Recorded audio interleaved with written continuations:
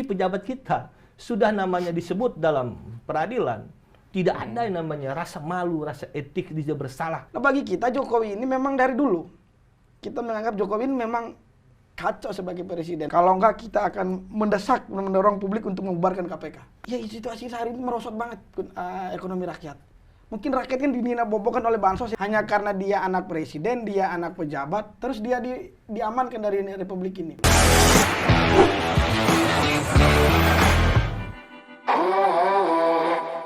Pemirsa setia Gema Pos, salam jumpa. Akhir-akhir ini sedang hangat. Ini terkait dengan mantu Jokowi, Bobi Nasution yang juga wali kota Medan, disebut dalam sebuah persidangan terkait dengan kasus suap dari mantan gubernur Maluku Utara. Nah, hari ini kita kedatangan tamu istimewa. Ini yang pertama adalah aktivis GMNI dari Jakarta Selatan yang kemarin juga gencar untuk mengawal kasus ini, mengawal isu ini. Bersama kita juga nanti ada akademisi, dosen ilmu politik dari Universitas Negeri Jakarta yang juga akan berdiskusi membedah terkait dengan isu ini. Langsung saja pertama saya panggil Bung Bung Deodatus Sundase atau Bung Dendi. Apa kabar, Bung? Baik, Bung. Siap. Terima kasih sudah hadir di Gema Pos. Siap, terima kasih juga udah mengundang. Siap. Lalu ada Bang Iqbal Syafruddin. Siap. Apa kabar, Bang? Alhamdulillah baik. Ini lagi persiapan mau kuliah ini ya, Bang ya? Iya. Jadi waktunya tadi kita ngobrol sama Bang Iqbal nih harus menyiapkan waktu yang tepat gitu. Masih rapat-rapat untuk persiapan masa ajar baru, Bang ya. Betul. Terima kasih sudah hadir di Gema Pos untuk diskusi Ya. lagi. Terima kasih sudah diberi kepercayaan untuk bisa hadir kembali. Siap. Jadi gini, pemirsa, akhir-akhir ini seperti yang saya sampaikan tadi, apakah kemudian mantu Jokowi yang kita sebut namanya adalah Bobi Nasution, ini apakah kemudian betul atau terlibat mengetahui atau semacamnya dalam kasus suap yang menjerat mantan gubernur Maluku Utara yang hari ini sedang berproses di pengadilan, tapi nama itu disebut di sana. Nah, kemarin ini saya tanya dulu sama Bung Dendi ini berkaitan yang kemarin demo di KPK.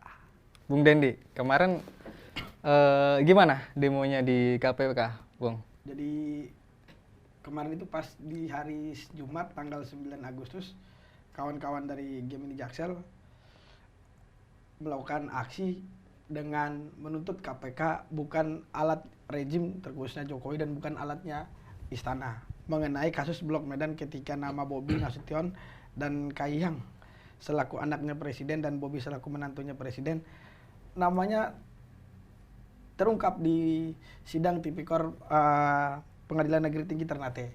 Akhirnya kawan-kawan Gemini Jakarta Selatan menginisiatif bagaimana merespon kasus ini dan melaporkan ke KPK. Nah, tujuan kita untuk melaporkan ke KPK ini cuma mau mengukur bagaimana apa KPK dalam hal ini mempunyai keberanian nggak untuk meriksa dan memanggil Bobi dan Kahiyang selaku menantu dan anaknya Presiden Republik Indonesia. Nah, itu yang kita ingin mengukur KPK. KPK punya keberanian nggak memanggil Bobi ini atas pengakuan di sidang tersebut yang mengungkapkan kasus Blok Medan. Nah, ini bagi kita ini kan penting gitu loh untuk mengukur bagaimana hukum kita saat ini apakah tumpang tindih atau tidak dan Jokowi hari ini melakukan dinasti atau tidak. Di situ kita mulai mengukur KPK. Nah, itu pentingnya kita dan penting sasaran terpentingnya karena kita organisasi mahasiswa dorongan ke publik adalah bagaimana publik hari ini berani mengkritik Jokowi, berani mengkritik istana. Oke. Artinya terkait bagaimana dalam hal ini kan semua orang nggak berani mau mengkritik Jokowi. Kita cuma ingin menyampaikan apakah KPK hari ini berani memanggil Jokowi. Dan bagi kita KPK bukan nggak tahu kasus ini. Kasus ini kan sudah direspon oleh beberapa tokoh-tokoh nasional termasuk Mahfud MD segala macam. Nah, ini yang penting untuk kita mengukur KPK. Nah, kita berharap KPK merespon. Kalaupun KPK tidak merespon, nantinya kita akan membawa isu yang akan lebih besar lagi, membubarkan KPK karena tidak berani memanggil Bobi beserta kayak yang mentang-mentang anak presiden. Republik ini kan bukan milik satu keluarga. Itu yang penting, Mas. Tapi kemarin gimana responnya dari KPK ketika teman-teman GMNI Jakarta Selatan hadir di sana? Kalaupun dari KPK, mereka akan mempelajari. Sempat kita berdiskusi mempertanyakan apakah KPK tidak tahu kasus ini. Kan kita punya pengalaman terakhir melihat kasus ini dilaporkan terkait korupsi. Tambang nikel ilegal juga pernah dilaporkan oleh Mas Ubed, salah satu dosen UNJ juga melaporkan. Teman kasus ini didiamkan, nggak diproses. Nah ini kita ingin nguji lagi. Apakah KPK berani? Maksud saya, disinilah kita mengukur apakah stakeholder negara termaksud KPK yang sebenarnya mengemban amanat reformasi ya sebenarnya. Hasil perjuangan seluruh mahasiswa dan rakyat Indonesia ya. Inilah kembali marwahnya. Di sini diuji integritas dan keberanian KPK.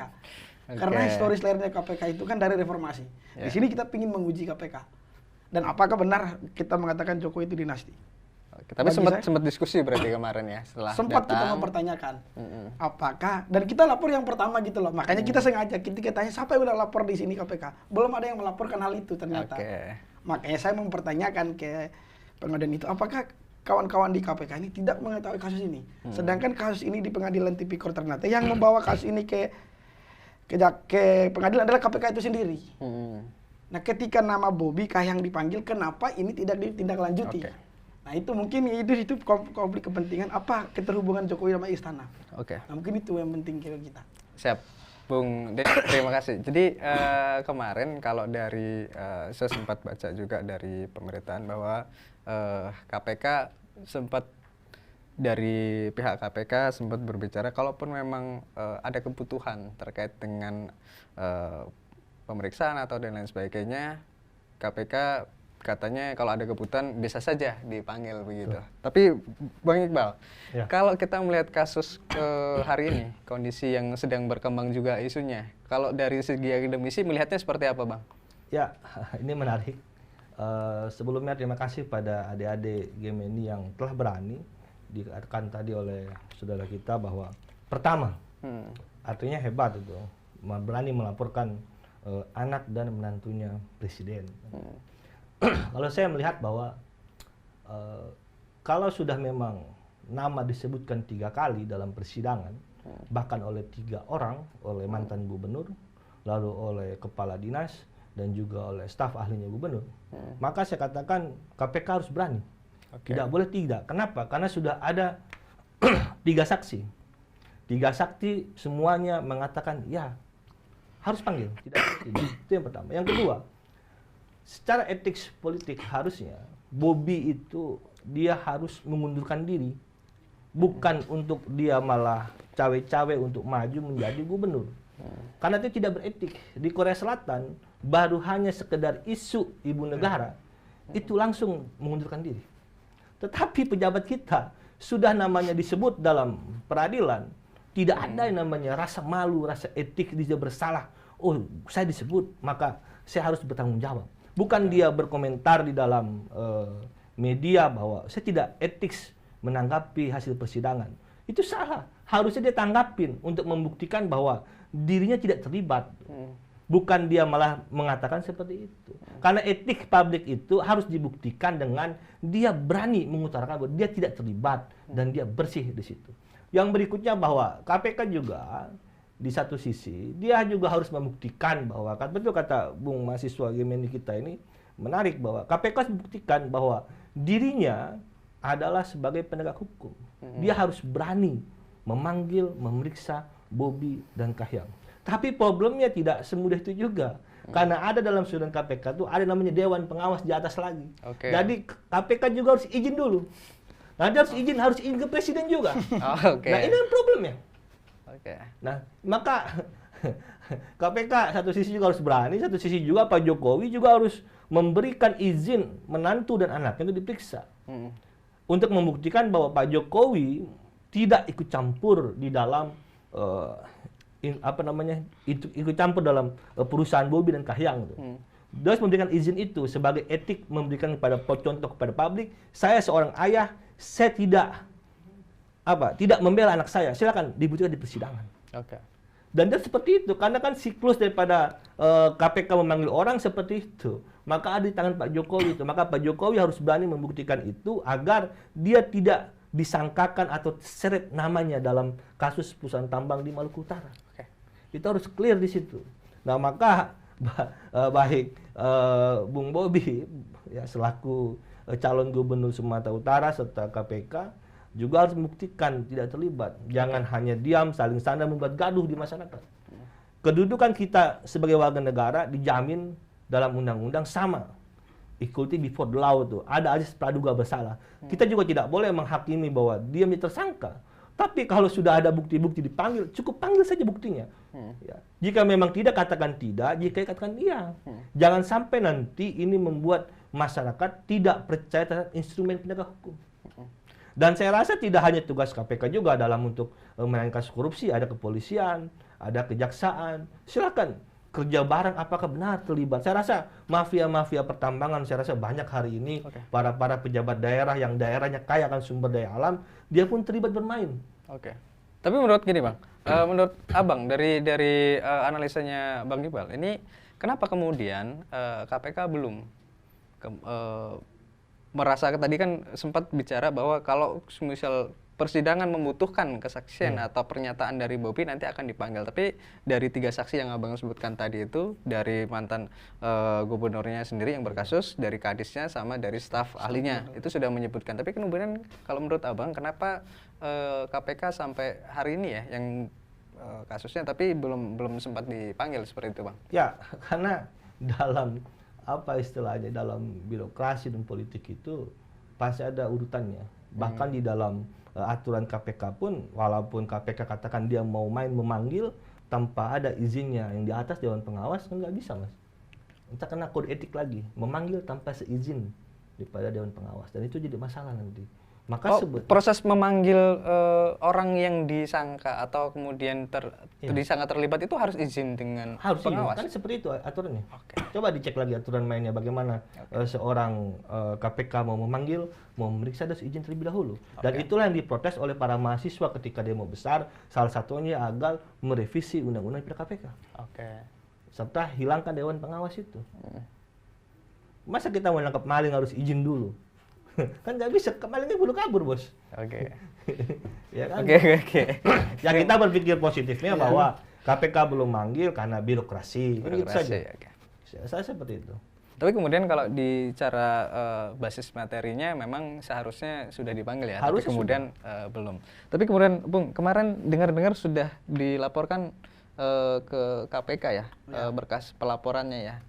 Tadi kita sudah lihat, terus selain di KPK kemarin dilaporin kemana? Nah, kita kan setelah itu merencanakan KPK ke Ombudsman dan Komnas HAM. Ombudsman ini kan terkait maladministrasinya, kepentingan, konflik kepentingannya. Nah, kita minta Ombudsman ini kan apapun hari ini lembaga negara, bahkan ASN ya, yang hari ini menggunakan APBN dan duit negara, itu untuk meminta Ombudsman untuk mengeluarkan rekomendasi dan mendesak juga bagaimana Kemendagri pun harus memanggil ini terkait kode etik. Nah, sasarannya kan kita juga ingin menguji Ombudsman, Komnas HAM punya keberanian juga. Bukan sekedar Ombudsman hanya sekedar mengeluarkan statement ya. Makanya pas kita ke audiensi pertama kali sama Ombudsman, kita mempertanyakan apakah Ombudsman mengetahui nggak kasus ini pertama kali, sehingga merangsang mereka. Artinya ini kan kasus ini kan begitu gaduh di publik. Dan semua orang akan menuduh bahwasan presiden kita memang menjalankan dinasti. Kalaupun ini tidak ada direspon. Nah, kita meminta itu. Nah, nanti beberapa hari kemudian kita akan segera melaporkan, karena kita udah audiensi, kita akan segera melaporkan kasus ini dengan bukti-bukti apa konflik kepentingan yang terlibat ini semua. Dan ke Komnas HAM bagaimana terkait tadi yang dibilang masyarakat adat, lingkungan, apa yang terjadi. Nah, kita pingin dorong juga Komnas HAM untuk apa sih Blok Medan ini, tambang apa saja sih, perusahaan apa sih, apa jangan sampai itu ilegal dan ilegal banyak. Itu kita pingin mengetahui. Ini kan publik harus mengetahui apakah kenapa sampai KPK itu tidak memberani, dan kenapa Dewas yang tadi disebut apa itu kok hari ini publik udah begitu gaduh tapi belum memerintah KPK. Ini kan ada hubungan sama istana. Makanya kawan-kawan Kemini Jaksel kemarin itu narasinya itu kan bukan sekedar memeriksa panggil Bobi. KPK bukan alat kekuasaan rejim Jokowi dan bukan alat kekuasaan istana. Dan kita sadar betul di Maluku ini kan kata Presiden Jokowi ya, provinsi paling bahagia sedunia. Oh. Bahagia kok tapi korupsinya di mana-mana kan kacau Ji. Yang kedua, Bobi ini kan bukan sekedar isu Sumut dan Ternate. Bobi ini kan tokoh nasional yang dinaikkan oleh mertuanya sendiri sebagai presiden. Ini kan berbahaya. Oke. Makanya di sini kita menguji keberanian lembaga-lembaga negara. Tokoh nasional bukan seharusnya seperti ini kelakuannya.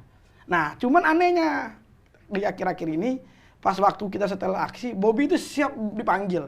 Nyatanya KPK nggak berani, Bang. Ketika Pak Mahfud itu mengeluarkan statement, nah di sini Bobinya, saya siap dipanggil. Iya, Ya mungkin siap dipanggil mungkin ya udah dikabar sama mertua atau gimana kita nggak tahu. Tapi kita berpikir bagaimana melihat itu. Nah di sini kita ingin menguji integritas dari Ombudsman, salah satu lembaga yang melihat kode etik pejabat-pejabat publik. Ya, pejabat-pejabat negara itu kita ingin melihat di situ dan kita akan melaporkan ke Ombudsman sampai dan kita juga akan melayangkan juga akan melakukan aksi juga sampai ke Jagung dan Mabes Polri untuk merespon ini semua karena 3 pilar hukum utama tadi udah disebut. Untuk apakah mereka berani nggak mengambil alih kasus ini karena nama udah disebut dari 3 itu dari fakta sidang itu udah disebut dan kita ingin mengetahui bagaimana sih respon sebenarnya. Karena bagi kita narasi ini bukan sekedar narasi hukum, tapi ini narasi memang benar apa yang dikatakan publik akhirnya memang ini terjadi nasib. Nah ini yang menurut kita begitu parah. Ini konflik kepentingannya begitu miris menurut kita. Dan publik hari ini bagi kawan-kawan kan, ayolah kita mengkritik sama-sama gitu loh. Kenapa kita mengajak Ombudsman, Komnas HAM, marilah kita lawan bersama-sama. Kalaupun memang ini terjadi satu mafia, satu rekayasa. Masa sekelas KPK kan hari ini nggak berani memanggil kan? Ya itu yang kita khawatirkan, Bang. Jangan sampai ke depan terjadi terulang lagi. Ini kan terjadi tumpang tindih. Bagaimana hukum itu tumpul kan? Tumpul. Itu. Jadi ini bukan agak, emang keras gitu ya. Waktu ini to the point gitu. Maksudnya kemudian kalau kita memang melihat kondisi tadi sempat disampaikan relasi kekuasaan antara sebuah kasus kemudian siapa yang terlibat dalam kasus itu ini akan mempengaruhi bagaimana pola penyelesaiannya kan begitu. Kalau dalam posisinya Bang Iqbal soal relasi kekuasaan itu Bang, bagaimana kemudian yang seharusnya tadi di awal sudah disampaikan berulang kali, tapi kemudian kalau kita bicara lagi publik ini kan memang harus ada negara sebagai negara hukum kita Indonesia. Publik harus percaya dengan apa yang disebut dengan policy hukum dan ditegakkan kan begitu. Tapi kemudian kalau bicara dibenturkan dengan relasi kekuasaan itu akhirnya agak samar. Dan ini menurut dan seringkali ini memang seperti kita bisa melihat tapi kemudian tidak bisa membuktikannya. Itu seperti apa, Bang? Ya, ini pertanyaan yang sangat bagus dan menarik bicara soal relasi kekuasaan dalam problem hukum.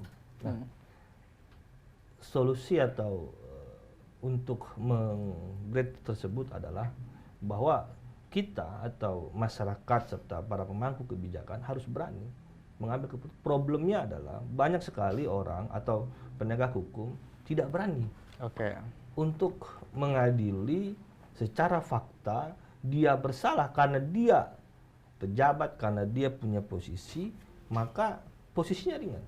Nggak usah jauh-jauh kita katakan yang lagi rame lagi sebelum kasus Bobi, kasus bagaimana anak anggota DPR yang membunuh perempuan dan divonis bebas oleh hakim. Dan artinya kan ini kan tragedi kukum miris. Hukum hanya berani ke bawah tapi tidak berani untuk menghajar ke atas. Maka kuasa-kuasa ini, maka para elit khususnya para pemimpin-pemimpin kita, dia harus mencerminkan bagaimana dirinya bersih, dirinya baik, tidak terlibat. Walaupun itu sulit sekali. Ya kalau bicara fakta-fakta penegakan hukum di Republik ini ya minor. Nggak ada yang bagus. Saya nggak bisa berkomentar lebih banyak, tapi mungkin Bung bisa menjawab sendiri. Bahkan masyarakat, pendengar dan penonton hari di Gemapos bisa melihat, cek, katakan mana hasil pengadilan yang baik, katakan vonis yang baik untuk seorang tersangka yang kasus korupsi, kasus pembunuhan, yang dia terpilih dan pejabat atau dia punya posisi, bahkan dia bebas dengan baik.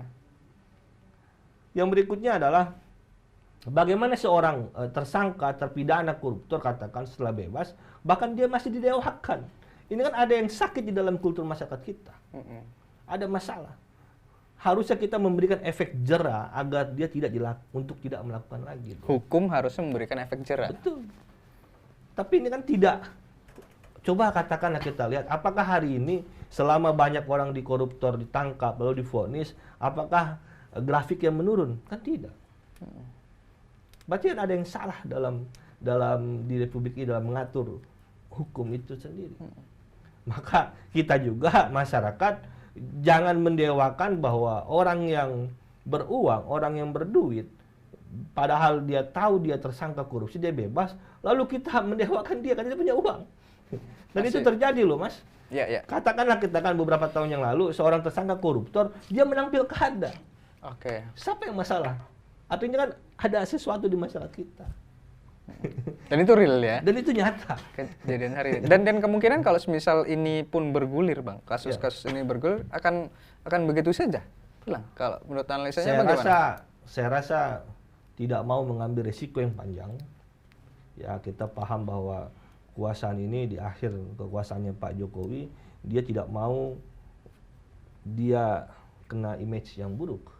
Jadi saya rasa kita bisa dan saya rasa pembaca dan rakyat bisa membaca bahwa selesai dengan angin lalu begitu aja. Katakan untuk menenangkan masyarakat, menenangkan mahasiswa, maka KPK memanggil Bobi. Kita nggak tahu di dalam berapa jam, 6 jam dipanggil, apakah benar tuh diperiksa dan pertanyaan, apakah 6 jam itu hanya duduk ngopi, sandai, bersenda gurau, kita kan tidak tahu. Tiba-tiba kasus selesai, KPK konferensi pers bahwa Bobi terlibat, kita tidak tahu. Sangat resiko besar katakan di ujung pengakhirnya bahwa anak dan menantu Pak Jokowi katakan dia jangan tersangka atau terlibat. Karena nanti apa? Jadi akan proses politik. Impeachment-nya itu lebih jelas dan itu lebih berisiko besar. Jadi saya rasa semua orang juga paham lah bahwa kasus ini akan menguap begitu saja. Akan susah gitu ya. Akan susah. Karena terlalu berisiko tinggi secara politik kalau sampai ini selesai. Ini agak apa namanya? Kalau kita memahami, memang kita bisa melihat, cuman kita kadang bisa merasakan, tapi tidak bisa membuktikan gitu ya. Semua orang sudah mengerti kalau kata Bang Iqbal. Kondisinya hukum kita ya seperti ini gitu. Apalagi bicara berkaitan dengan kekuasaan yang memang hari ini masih berkuasa, kan akan agak sulit. Tapi sebenarnya Bung, ini kan Bung Denny salah satu kelompok ya teman-teman GMNI itu yang GMNI kan begitu. Ada beberapa kemarin yang bertanya bahwa kemudian kenapa apa istilahnya mendorong kasus terkaitan dengan Bobi ataupun berkaitan dengan Jokowi ini harus didorong terus. Apakah ini berkaitan dengan perang politik antara Jokowi dengan PDIP yang hari ini, ataukah seperti apa? Saya tidak tahu. Maksudnya nanti dulu Bung, sebentar, sabar, tenang. Ada seperti itu, karena kita harus perjelas bahwa kemudian apa yang didorong oleh teman-teman GMNI adalah apa yang betul-betul memang sudah apa yang betul-betul didiskusikan oleh teman-teman seperti itu, Mas. Ini kan pertama-tama gini, Mas. Ketika kita pertama kali kita membuat statement ini kan sekitar seminggu lebih yang lalu lah. Nah, ketika kita menulis statement, akhirnya kita membedah bagaimana sih teori social order memang hari ini. Semua itu memang mengatakan social order. Oke, orderan untuk siapa pertanyaannya? Kalau orderan ini buat rakyat, buat publik berani, sah dong buat game ini mengkritik itu. Nah, kita perlu menjelaskan teori social order yang sebenarnya. Mana ada di Republik ini kita bergerak sendiri. Game ini sendiri. Makanya kenapa kita mengajak Ombudsman, kita mengajak sebenarnya bagaimana keberanian mereka. Sehingga ini bukan cuma milik game ini isu ini. Dan kita coba mengkritik ini sehingga menjadi kritikan bersama. Bagus dong berarti akademisi berani mengkritik. Ini kan bukan konsep, kalau kemarin di Pilpres kan ketika akademisi mengkritik bilang juga di orderan juga. Iya betul. Bahaya dong kalau terus begini. Kalau saya dibilang orderan rakyat. Nah cuman kan begini loh problemnya. Ini kan terjadi terhadap anak Jokowi problemnya. Dan memang hari ini sejujurnya aja secara politik kawan-kawan Gemini Jaksel ini bukan baru pertama melakukan aksi Jokowi. Pertama kali yang melakukan kartu merah buat Jokowi Gemini Jaksel. Oke. Silakan abang cek di IG Gemini Jaksel. Pertama kali kita kasih kartu merah, cuman waktu itu boomingnya di UI. Kita udah melakukan penolakan Undang-Undang Perpu Ormas MD3 KPK. Kita melakukan itu semua. Dan saya kan udah 8 tahun bergabung mengalami masa-masa itu, reformasi, korupsi segala macam mengalami. Nah bagi kita Jokowi ini memang dari dulu kita menganggap Jokowi ini memang kacau sebagai presiden dan semuanya instan dan praktis yang dia buat. Apapun itu demi kenyamanan. Sampai saya dalam diskusi sama kawan-kawan Gemini, saya sempat mempertanyakan ke kawan-kawan hukum, apakah ada perintah konstitusi mencari pemimpin untuk sebesar Indonesia ini dari keluarga? Apakah ada perintah konstitusi itu? Kan nggak ada perintah konstitusi itu. Nggak ada yang melarang juga. Instrumennya ada di partai sebenarnya, instrumen hukumnya. Yang melarang juga nggak ada, Bu? Nggak ada memang. Kalau secara sosiologis ya pemimpin dari keluarga. Tapi apakah ada perintah konstitusi, amanat konstitusi mendidik pemimpin sebesar Indonesia ini dari keluarga? Enggak ada. Ini kan bagaimana diskusi kalau kawan-kawan di game ini kan merangsang mereka. Bahwa ini terjadi loh di Indonesia. Dan ini rembetnya kemana-mana, konflik kepentingan kemana-mana. Di negara republik tapi prakteknya kerajaan. Nah ini kan aneh di sini loh. Nah ditambah lagi kasus korupsi Bobi ini kan, kita kan memang niatnya Bang. Kalau memang ini kemarin pas di KPK 7 bahkan 30 hari waktu pemanggilan ya setelah kita lapor 30 hari. Nah, kita akan menguji. Kalau memang itu tidak dipanggil kita akan menaikkan isu pembubaran KPK. Oh. Pembubaran KPK. Karena untuk apa ada KPK. Sedangkan KPK nggak ada fungsi. Bagaimana kita kan problem bangsa ini kan salah satunya gini tadi udah disinggung dikit, orang yang korupsi akhirnya bisa mencalonkan lagi. Ini kan tugas KPK di sini sebenarnya. Tugas dan hukum. dipilih. Dan dipilih. Nah saat ini kan menurut kawan-kawan lembaga negara ini yang vakum loh menurut saya. Sebenarnya vakum bukan dalam hal undang-undang tertulis saja.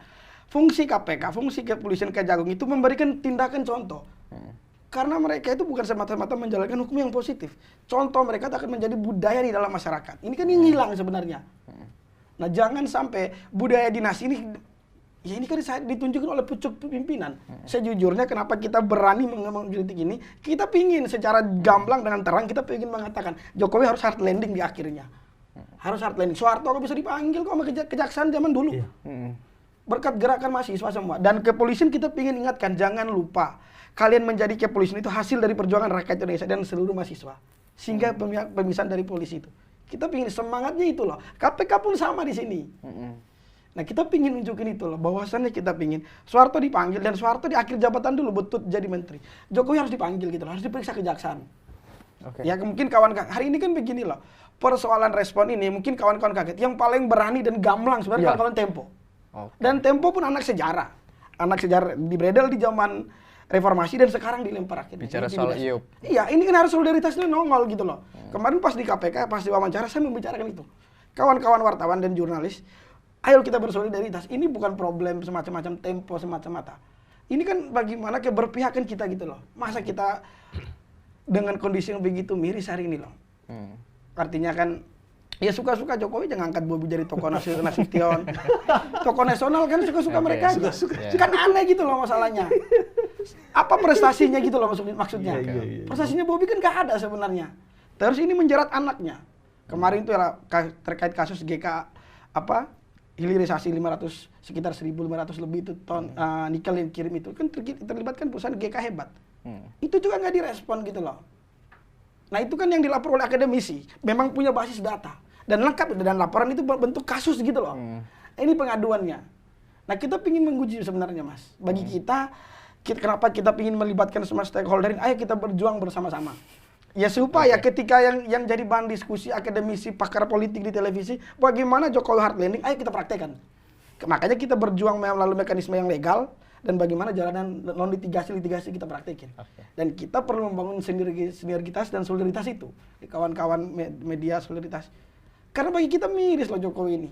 Masa segala sesuatu itu suka-suka dia aja gitu loh. Bagaimana membuat ini semua. Kalaupun kita bilang hari ini ada kepentingan partai, kita nggak bisa bohongin. Memang iya faktanya itu kok. Terus kalaupun memang itu kepentingan partai, apakah kita diorder? Oh, enggak. Kita mengatakan itu enggak. Karena sejujurnya begini Mas, di kemarin itu pas kita melakukan aksi banyak kawan-kawan bilang, oh kawan-kawan game ini berani ya. Bagi saya kita bukan berani, bukan karena saat ini, dari dulu kita udah berani sebenarnya. Cuman karena ini lagi hangatnya isu ini.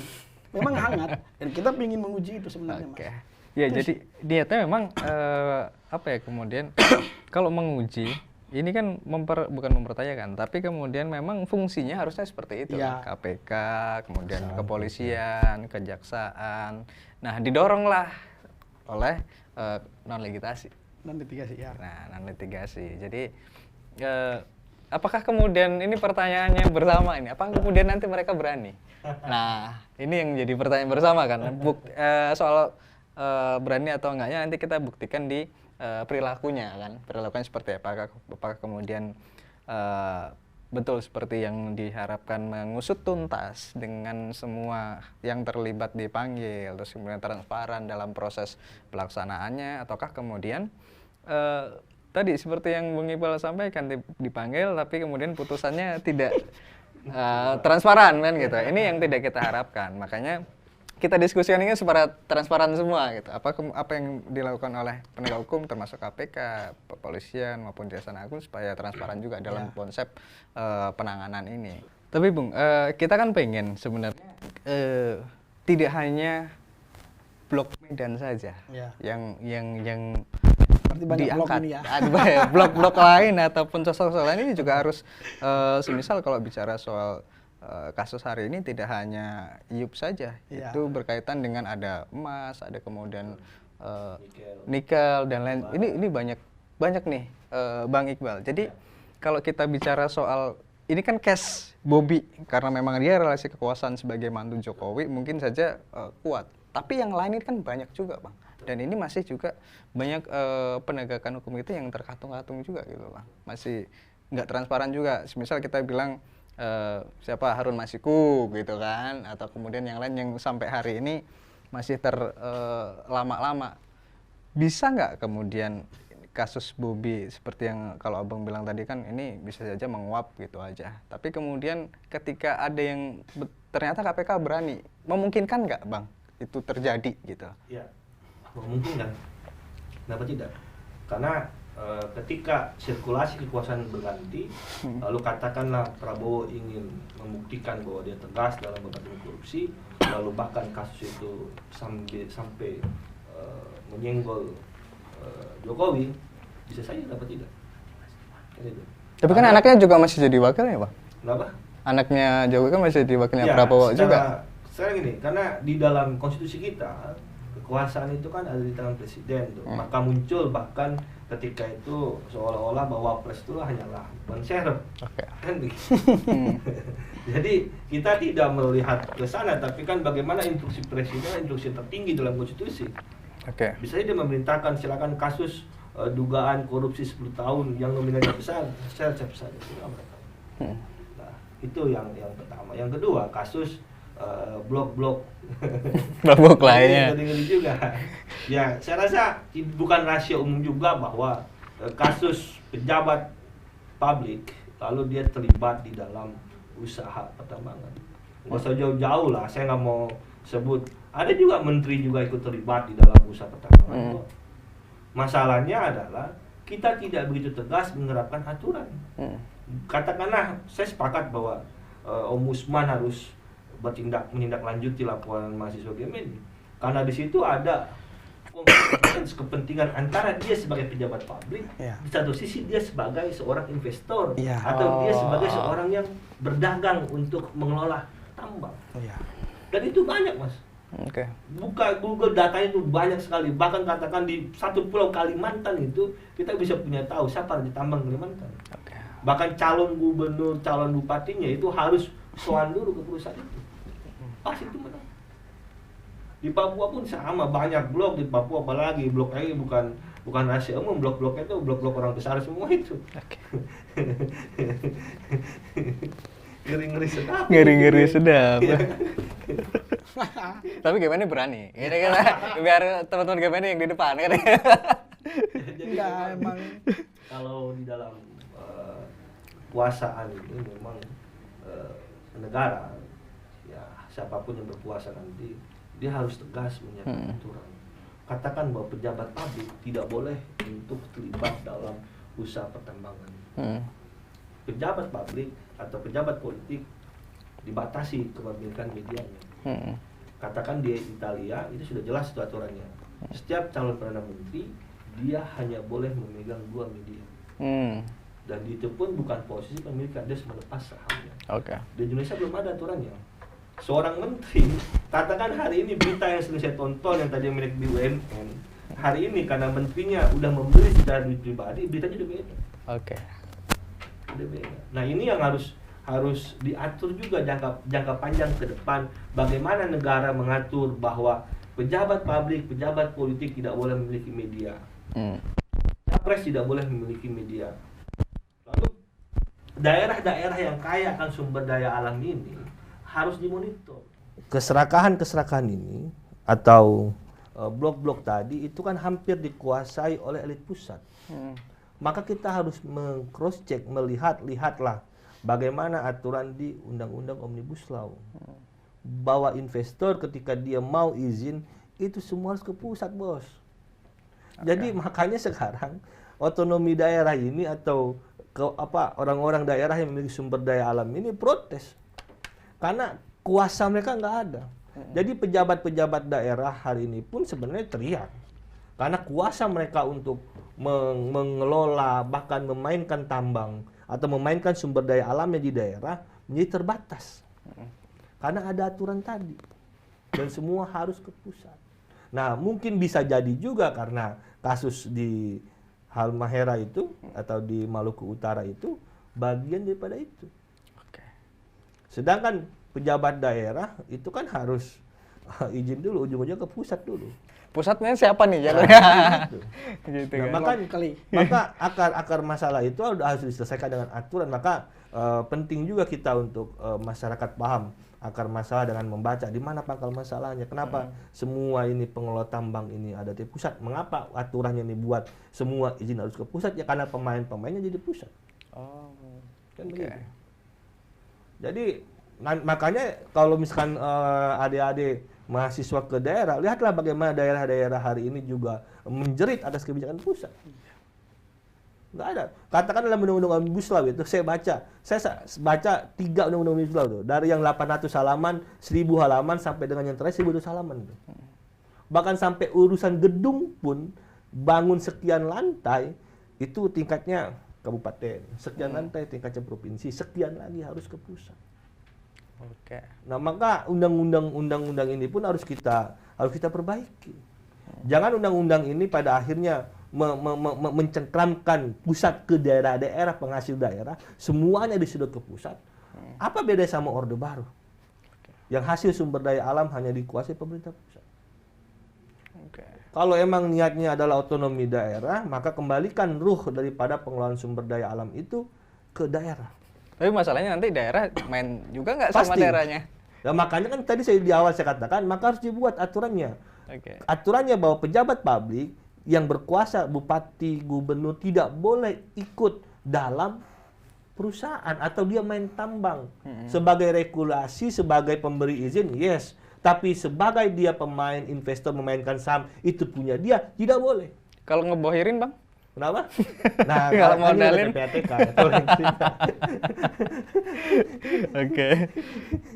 Ini apa namanya? Jadi kalau kita blok-blok tadi banyak ya kan, memang kita harapannya kan nggak cuma ini saja. Kalaupun ini nggak harapannya kan kelar kan gitu. Terus yang lain juga ikutan kan gitu. Ya kan dikelarkan. Tapi kalau teman-teman Geman ini kan ngedorongnya tadi beberapa sisi kan, Bung Dendi. Kalau semisal tadi ada jenjang waktu sampai kemudian 30 hari ya? 30 hari. Itu tidak jalan nih KPK. Apa yang dilakukan teman-teman? Kawan-kawan akan melakukan mobilisasi dan melakukan aksi pembubaran KPK. Pembubaran bagi kita udah nggak ada fungsinya. Semangat reformasi itu kan dihancurkan oleh rejim saat ini yang memang nggak punya darah dan perjuangan dari reformasi. Apakah Jokowi itu aktivis? Enggak. Kalau hari ini orang udah sebut macam-macam lah Jokowi macam, bagi saya nggak usah lah saya sebut lagi. Nanti bikin, ini kan bukan problem saya punya persoalan pribadi sama Jokowi. Dia sebagai presiden yang digaji oleh rakyat. Nah ini kan harus bertanggung jawab ini semua. Apakah Jokowi tahu sejarah betul reformasi? Apakah dia punya masa lalu memperjuangkan reformasi? Karena enggak. Bagi kita ini kan ini orang ini presiden ini yang begitu kacau menurut kita. Semua instrumen-instrumen yang dilahirkan dari perjuangan berdarah-darah masuk dan banyak korban yang hari ini disia-siakan hanya demi satu keluarganya. Kasarnya gitu lah. Kalau Faktanya ke begitu. DPR gimana? Nah nanti rencana kita gini mas, kalaupun memang ini nggak digubris sama lembaga-lembaga, kita akan menyurati. Kita akan menyurati DPR dan MPR. Walaupun kita paham betul hari ini posisi MPR ini kan bukan mandataris lagi ya. Karena akhir-akhir ini kan ramai juga bagaimana laporan pertanggungjawaban Jokowi ini terkait IKN ini ya. Tapi saat ini kan berbeda lagi aturannya. Makanya kita cuma ingin mempertanyakan situasi yang saat ini, ya situasi hari ini merosot banget ekonomi rakyat. Mungkin rakyat kan dibina-bobokan oleh bansos yang sering disebut-sebut itu. Dan saya berharap penuh ini dikritik oleh semua instrumen negara, semua masyarakat, semua. Untuk apa? Sehingga setelah Jokowi selesai, harapan kita dipanggil sama kejaksaan. Dipanggil. Karena dia nggak punya lagi hak sebagai presiden dan nggak pantas diperiksa. Dan itu menjadi sejarah demokrasi Indonesia gitu loh. Tapi kalau kita tidak memulai, jangan berharap hard landing. Kalau itu cuma belajar oleh Tempo, terus kawan-kawan Tempo yang berjuang sendiri. Terus kalau kita berharap ini hard landing, wah nggak mungkin bagi saya. Makanya kita ingin membuat ini sehingga setelah selesai pun Jokowi diperiksa. Dan kita berharap juga Bobi pun kalaupun jadi gubernur pun dilaporkan LKHPN. Ini kan akan panjang kasus ini. Kaisang pun sama nanti. Akan dilapor. Dan ini berjemaah satu keluarga loh. Makanya kita bilang ini kasus di Republik ini semuanya demi kesenangan satu keluarga. Kesengsaraan rakyat dibuat oleh satu keluarga gitu loh. Ini kan persoalan kedaulatan, miris loh. Dan di belahan bumi manapun negara Republik nggak ada kayak Indonesia hari ini. Ya kalau monarki kita fine aja mungkin ya. Tapi ini negara Republik loh. Yang menurut kita saat ini dipraktikkan oleh orang yang nggak punya keringat dan darah memperjuangkan semangat itu. Nah kalau kawan-kawan Tempo hari ini berbunyi berteriak, ya wajar dong. Mereka punya historis yang panjang untuk Republik ini, bukan semata-mata duduk pangku kaki terus menjadi presiden dan menghancurkan semua tatanan ini. Nah, bagi kita hari ini, jika kita pingin Jokowi itu hard landing, ayolah, berani-berani, ayolah kita sama-sama mengkritik. Bukan kritik untuk memusuhkan Jokowi secara individu ya, kita nggak punya masalah masalah individu. Tapi sebagai presiden ini loh, karena kan jangan sampai kedaulatan rakyat dipertaruhkan hanya untuk kepentingan satu keluarga, kan miris Bung. Apakah publik hari ini nggak tahu? Publik tahu, cuman kan di tengah kesengsaraan triggernya kan ada di mahasiswa. Kalaupun mahasiswa takut dalam hal ini kan repot. Nah ini problemnya hari ini yang terjadi kita ngelihat ya, kalaupun persoalan bagaimana pilkada segala macam kan, bagi kita kan memang undang-undang korupsi di Indonesia ini kan belum mengatur tentang swasta. Kalau di Eropa itu mengatur bagaimana swasta, korupsi dalam swasta dalam partai sehingga kan nggak ada bayar membayar. Itu kan harus diatur sebenarnya. Partai kita kan hari ini kan belum diatur undang-undang itu terkait korupsi. Korupsi kita kan masih sempit diskusi definisinya. Nah perusahaan-perusahaan yang berhubungan bisa diaudit sama negara itu kan yang mendaftarkan ke dalam BUMN dan ke negara. Nah makanya bagi kita ini penting memang. Reformasi ini kan yang paling untungkan partai, Bung. Partai yang paling diuntungkan, rakyat sendiri ya sama sekali nggak dapat apa-apa. Sebenarnya kenyataannya begitu. Karena kan ketika orang menyalonkan ke partai bayarnya. Dan itu bukan korupsi loh. Bukan korupsi di Indonesia. Ya sehingga akhirnya terjadilah tadi bohirlah dari tambang-tambang karena mereka ingin bayar partai. Dan partai kita hari ini kan masih bersifat swasta sendiri, berdiri sendiri. Dengan perintah amanat konstitusi mendaftar. Tapi dia nggak bagaimana partai itu diatur. Problemnya itu, Bung, kalau memang hari ini segala sesuatu yang belum bisa kita kritikin hari ini, bagi kita, ayolah sekarang waktunya. Karena kalau untuk memanggil Jokowi kan nggak mungkin bagi saya. Nah, memanggil Gibran pun nanti nggak mungkin. Tapi ini celah di lingkaran keluarganya. Karena ini dinasti terang-terangan kok. Ada Bobi begitu ya. Begitulah kalaupun memang tidak terbukti ya sudah kita selesaikan di jalur hukum begitu ya. Artinya memang teman-teman pengennya bahwa ini dibuka secara transparan, panggil saja Bobi, terus buktikan apa yang disampaikan oleh mantan gubernur Maluku Utara, terus KDSDM, KDSDM, terus kemudian dari ajudannya itu kita buktikan betul. Gitu. Kalau sampai nggak dipanggil kan gini Mas, reportnya gini, kita kan bisa interpretasi banyak nanti. Interpretasi jangan sampai istana terlibat juga dong dalam kasus ini. Ya boleh dong kita berasumsi. Kalau kasus ini nggak buka. Jangan sampai kasus ini orang-orang di sekitar Jokowi sendiri itu terlibat juga. Dan yang membuat kegaduhan di Republik ini saat ini. Bisa aja kita berasumsi, namanya juga asumsi. Karena kan penegak hukum nggak bisa membuktikan itu, nggak punya keberanian. Publik pantas dong menganalisa itu. Bahkan siapa saja yang terlibat, perusahaan mana saja kita juga kan kita belum tahu dalam kasus itu, Bang. Begitu ya. Kasus itu kita belum tahu Blok Medan ini apa isinya, siapa saja. Apakah di situ ada apa iupnya yang legal dan ilegal? Bisa jadi. Karena di Maluku tuh nikelnya besar banyak. Banyak banget. Dan kasus ini ya kasus nasional. Karena Jokowi sendiri yang mengangkat Bobby sebagai mertuanya sebagai tokoh nasional. Oke. Ya, lagi deh. Luar biasa nih kalau ngobrol sama Bung Dendi sama Bang Iqbal yang notabene juga ini pasti panjang kita. Aktivis juga. Terakhir deh ini Bung Iqbal soal kesimpulan ya biar masyarakat lah menyimpulkan Bang ya. Iya. Ya terakhir mungkin terkait dengan kasus yang menyebutkan melibatkan nama Bobi Nasution, Bang. Silakan, Bang. Ya. Harapan saya sebagai masyarakat warga negara yang pertama kepada Bung Bobi, tunjukkan bahwa Anda sebagai warga negara yang baik, clearkan etik Anda sebagai pejabat publik bahwa Anda tidak terlibat, katakan, Anda buktikan, jangan hanya diam, karena diam itu akan membuat gaduh se-Indonesia. Serta kepada penegak hukum, lakukan penegakan hukum untuk keadilan atas nama masyarakat. Ya, jadi jangan, saya rasa beban jangan terhadap KPK saja, tapi kepada semua aparat penegak hukum, jika memang dia terlibat, jangan melihat bahwa dia posisi anaknya siapa dan siapa, maka selesaikanlah kasus pertambangan ini, kasus tambang ini, katakan Bobi dia terlibat, katakan tidak terlibat.